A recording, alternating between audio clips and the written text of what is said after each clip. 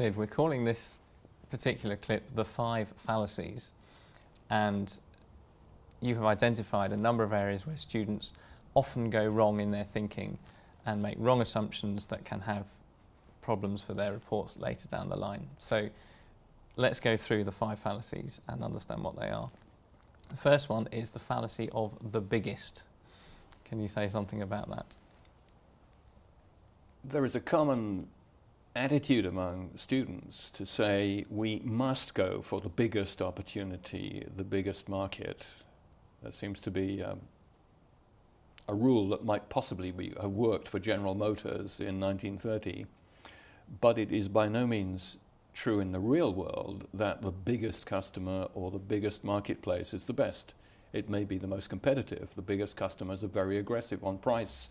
They may be monopoly purchasers, monopsonists, and just have just as much power as the sellers do. Mm-hmm. So it is simply not true that the biggest opportunity is always the best.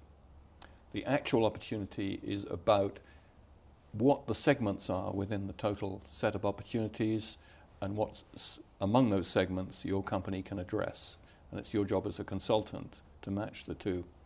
So just assuming that as soon as you've found the biggest opportunity in a marketplace, that is automatically the client's answer is simply wrong. Okay, and so the second fallacy is the fallacy of the fastest growing. This is similar to the fallacy of a naked percentage. If a thing is fast growing but very, very tiny, then it may not be important for 5, 10 or 20 years, and it may not necessarily keep growing fast for 5, 10 or 20 years.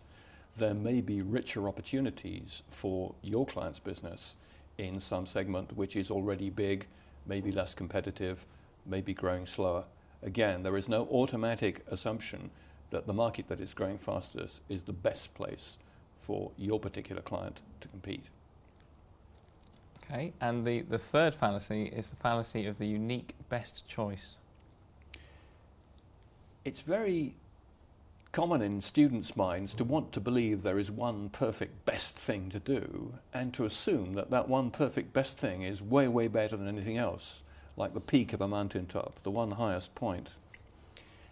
And a lot of lecturing perhaps tends to reinforce that prejudice. But an awful lot of economic problems and business problems in the real world aren't sharp. There's very often quite a smooth and rounded surface as to where you could aim for.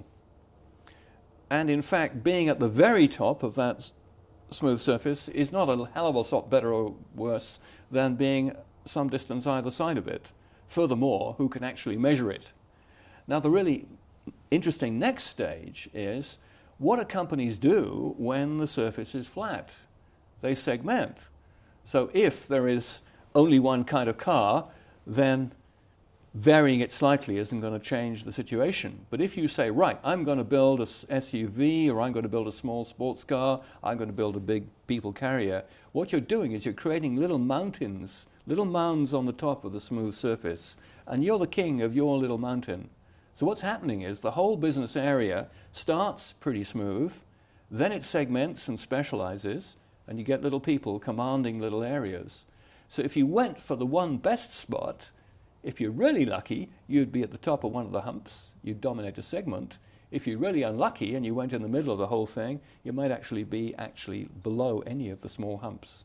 And that's the situation segmenters try to create in a marketplace. We'll segment the market for games, we'll segment the market for groceries, we'll segment the market for tea. So the idea that there is a market and there is one best place in the market, they're both wrong. The market exists to be resegmented, and there's often no single, uniquely perfect, sustainably best, hugely preferable thing to do. Great. And the final of the 5 fallacies, which is the fallacy of the trend. Yeah. A lot of business strategy encourages you, I think, to think in terms of trends. And again, fastest growing trend, biggest trend, all of this is about trend. And it assumes that a trend will go on forever, which ain't true. More particularly, the most dynamic companies are the ones that are creating trend. Look at Apple. There is no trend that Apple has ever followed. Apple has created trends, culminating so far in things like the iPhone and the tablet, and who knows how long they will remain trend leaders. So the trend is what leading companies have done in the past. If your client wants to be a leading company, or should be, then it shouldn't necessarily be looking at trends passively and just doing a little bit more of what everybody else is doing. So always question trends. They may not last.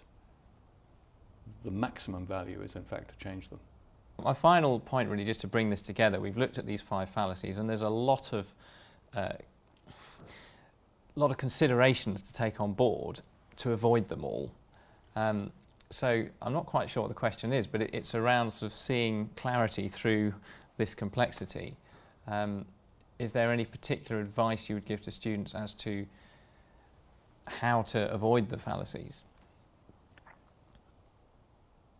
I think you should check for each one of them. Never assume that thinking can end when you found a big percentage. Never assume that thinking can end when you found a fast growth rate. Sure, that makes a lot of sense. It's just a regular checking process. Yep. And then asking the next set of questions, not just accepting the answer face value, but actually just thinking, just examining a bit more what assumptions have been made.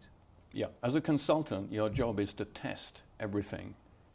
You need to test the client's thinking, you need to test your own thinking. You test your own thinking more aggressively than the client's, otherwise the client's going to catch you out. Also, very importantly, clients want you to test their thinking. Clients actually want reassurance from bright young MBAs that they're thinking on the right lines. So if you don't attack something the client's done, if you don't test something the client's done, and you say, well, it's nearly right, but there are bits of it that are not perfect, the client won't be satisfied. A client who is told that everything is perfect will be worried.